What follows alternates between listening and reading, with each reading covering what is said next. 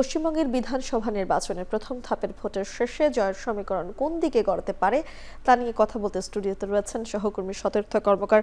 সতীর্থ, আপনাকে স্বাগত জানাচ্ছি। এখন বিদেশের আয়োজনে একটি প্রতিবেদন দেখছিলাম, সেখানে কিন্তু দুই দলের প্রার্থীরাই আসলে নিজেদের জয় প্রত্যাশা করছিলেন। স্বাভাবিকভাবে এটি করবেন, এটাই খুব স্বাভাবিক। আসলে আপনার কাছে প্রথমে যে বিষয়টি জানতে চাচ্ছি সেটি হচ্ছে, প্রথম ধাপের ভোট শেষে তো শুভেন্দু মমতার মধ্যে একটা বলা যাচ্ছে যে হাড্ডাহাড্ডি লড়াই হয়েছে। কার পাল্লার দিন শেষে যে ভারী হতে পারে কি মনে হচ্ছে? আমি শুভেন্দু মমতার লড়াই বলতে ওনাদের যে মূল আসন যেখানে তাদের হাড্ডাহাড্ডি লড়াই হওয়ার কথা, তারা দুজন প্রতিদ্বন্দ্বিতা করবেন।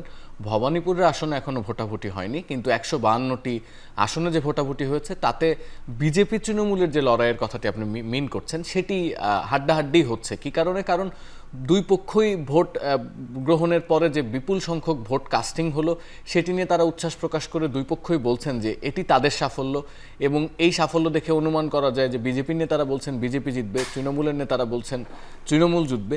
এক্ষেত্রে মূল যে বিষয়টি সেটি হচ্ছে বিজেপির ক্ষেত্র থেকে যেটি দেখা যাচ্ছে যে বিজেপি এবার বাংলার এই পশ্চিমবঙ্গের এই নির্বাচন নিয়ে শুরু থেকেই খুবই সিরিয়াস ছিল। অর্থাৎ আপনি যদি দেখেন যে নির্বাচনের আগে কেন্দ্রীয় নেতা থেকে শুরু করে নরেন্দ্র মোদী, অমিত শাহ, তারা কিন্তু প্রত্যেকেই পশ্চিমবঙ্গে অবস্থান করছেন। তারা এই ভোটের পুরো বিষয়টি, তারা তাদের যে পর্যবেক্ষণ রুম সেখানে থেকে পুরো বিষয়টি তদারক করেছেন। তারা বিষয়টিকে গভীরভাবে দেখেছেন যে কিভাবে ভোট কাস্টিং হচ্ছে। আমরা দেখেছি গতকালকেও মোদী হাওড়াতে একটি জনসভা করেছেন, তার আগে ঝালমুড়ি খেয়েছেন। অর্থাৎ পশ্চিমবঙ্গের বাঙালি মানুষের সাথে কানেক্ট করার যে চেষ্টাটি সেটি কিন্তু বিজেপি পুরোদমে করছে, যেটি অন্যান্য বারের তুলনায় অনেকটাই তীব্র। অন্যদিকে তৃণমূল যে পরিকল্পনাটি নিয়েছে, কারণ আপনি দেখবেন যে একটি দল যদি 15 বছরের বেশি সময় কোনো রাজ্যের শাসন করে, স্বাভাবিকভাবেই ওই অঞ্চলের মানুষের ওই দলের প্রতি একটা যেমন সফট কর্নার আবেগ কাজ করে, তেমন একটা পরিবর্তনের কথাও তারা কিন্তু ভাবেন। সুতরাং তৃণমূলের জন্য এটি একটু প্রেশারের জায়গাও ছিল। মমতা বন্দ্যোপাধ্যায়ের জন্য একটি প্রেশার ছিল এই কারণ বলা হচ্ছিল তিনি যদি এবারও জিততে পারেন তাহলে নেক্সট নির্বাচনে, অর্থাৎ বিধানসভা না লোকসভা নির্বাচনে, তাকে কিন্তু এক ধরনের প্রধানমন্ত্রীর টিকিট দেওয়া হতে পারে, অর্থাৎ বিরোধী দল থেকে তিনি প্রধানমন্ত্রীর প্রার্থিতা নিয়ে নির্বাচন করতে পারেন, এরকম একটি কথা কিন্তু ভারতীয় গণমাধ্যম বলছিল। অর্থাৎ তৃণমূলের জন্য এই নির্বাচনটি খুবই গুরুত্বপূর্ণ ছিল, বিশেষ করে এই SIR এর জন্য যখন বিপুল সংখ্যক ভোটার বাদ পড়েন এবং সেটি নিয়ে দুই পক্ষের কাদা ছোড়াছুড়ি করা হয়। SIR নিয়ে আমি একটু জানতে চাইবো, তবে তার আগে ভোট কাস্টিং এর যে বিষয়টি আমরা দেখেছি, প্রায় 90% ভোট কাস্টিং হচ্ছে। এটা তো বিপুল একটা রাজ্যের জন্য। তো সেক্ষেত্রে এই এত সংখ্যক মানুষের আসলে ভোট বা ভোটার কেন্দ্রিক কিংবা আসলে নির্বাচন কেন্দ্রিক কিভাবে করলো, দুই দলের কৌশলগুলো কি ছিল? আমি এখানে যে ফ্যাক্টরটি সব থেকে বড়ভাবে কাজ করেছে সেটি হচ্ছে, আপনি যে SIR যেটিকে আমরা বলছি নিবিড় ভোটার সংশোধন প্রক্রিয়া, এটি এমন না যে এটি ভারতে এবারই প্রথম হচ্ছে বা পৃথিবীর কোনো দেশে হয় না, এটি সব দেশেই হয়। কিন্তু জিনিসটিকে কি পরিমাণ গুরুত্ব দেওয়া হচ্ছে তার উপরে আসলে সংবাদ মাধ্যমে আসার ব্যাপারটি নির্ভর করে। এবার SIR এর ক্ষেত্রে যেটি হয়েছে, আমরা দেখেছি যে একটি মোটা দাগের হিসাবে প্রায় 90,66,000 ভোটার বাতিল হয়েছেন, যাদের অনেকে মৃত ভোটার, অনেকেই অনেক কিছু। মূল তথ্যটি আসলে এই জায়গায় না। মূল তথ্যটি হচ্ছে, আমরা যেটি জানি বাংলার অনেক শ্রমিক আছেন যারা পরিযায়ী শ্রমিক, তারা বাংলার বিভিন্ন অঞ্চলে কাজের উদ্দেশ্যে যান। তাদের অনেকেই আছে যারা ভোট দেন না বা ভোটার তালিকা যখন হয় তারা ঠিক মতো থাকেন না। তাদের একটি বিপুল অংশ বাদ গেছে বলে তৃণমূলের অভিযোগ যে এই পরিযায়ী শ্রমিকরা তো বাংলার ছিলেন।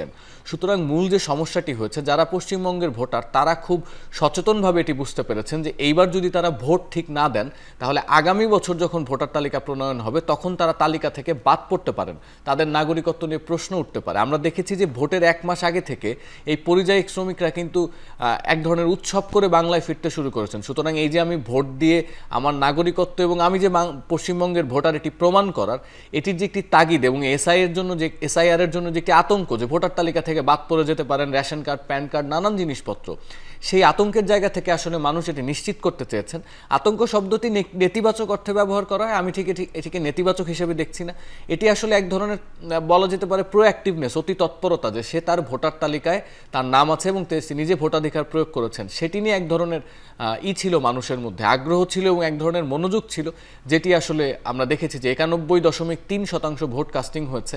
2011 সাল থেকে 16 সালে সর্বোচ্চ কাস্টিং ছিল 84, এবং নির্বাচন কমিশন নিজেই বলছে যে স্বাধীনতার পরে পশ্চিমবঙ্গের কোনো নির্বাচন অন্তত প্রথম ধাপের বিবেচনা নিলেও এই শতাংশ ভোটের কাস্টিং হয়নি। মিম, আচ্ছা, এই নির্বাচনে SIR কতটা প্রভাব ফেলবে সবশেষ, এটা একটু জানতে চাই। এসআইআর নিয়ে যখন দুই পক্ষের মধ্যে আসলে বাকবিতণ্ডা হচ্ছিল, তখন গেরুয়া শিবির বিজেপি বারবারই বলছিল যে তারা এটিকে খুব গুরুত্ব দিচ্ছে। তার একটি বড় কারণ তারা মনে করে যে তৃণমূলে যে 15 বছর ধরে ক্ষমতায় আছে, সেটি আসলে এই ভুয়া ভোটারদের কারণে। অর্থাৎ অনেক এরকম ভুয়া ভোটার আছে যারা তৃণমূলকে ভোট দেয় এবং তৃণমূল জেতে। সুতরাং শুরুর দিকে এই এসআইআরটা আসলে বিজেপির একটা কৌশলের মতো ছিল। তারা এই ধরনের একটি ফোর্সেবলি এই যে ভুয়া ভোটার তালিকা বাদ দেয়, এই ধরনের কথোপকথন করে এবং ইসিকে এই বিষয়ে বারবার জোর দিয়ে তারা এক ধরনের ন্যারেটিভ এস্টাবলিশের চেষ্টা করেছিল যে ভোট যদি ফেয়ার হয়, অর্থাৎ যারা ভোটার তারাই যদি ভোট দেন, তাহলে এবার বিজেপির জয় অনিবার্য। কিন্তু আমরা যখন গতকালকের এই ভোটের হার দেখলাম এবং তৃণমূলের বক্তব্যও দেখলাম, তখন ভারতীয় বিশ্লেষকরা বলছেন যে পাল্লাটি কিছুটা ঘুরে গেছে। অর্থাৎ এই বিপুল সংখ্যক ভোট যে পড়েছে, সেটি তো কোনোভাবেই নিশ্চিত করে না যে এটি বিজেপির না তৃণমূলের। সুতরাং জিততে তো পারে যে কোনো পক্ষই। তাই আসলে এসআইআরটি এবারের নির্বাচনে এত গুরুত্বপূর্ণ হয়েছে। সতীর্থ, আপনাকে ধন্যবাদ আমাদের সঙ্গে এখন বিদেশের আজকের আয়োজনে যুক্ত হওয়ার জন্য।